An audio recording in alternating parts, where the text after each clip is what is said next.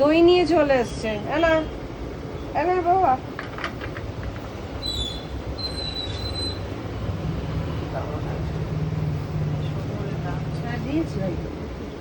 হ্যাঁ এই কাগজটা দে, আনছি ওটা দে।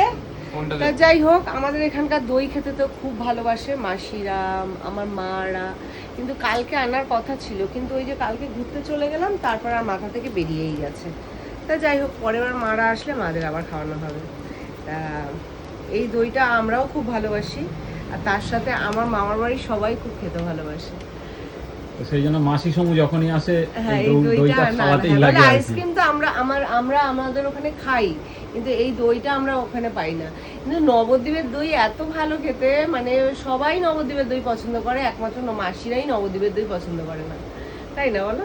একদম। তো চলো আমাদেরটা নিয়ে আসি। ভালো টক মিষ্টি।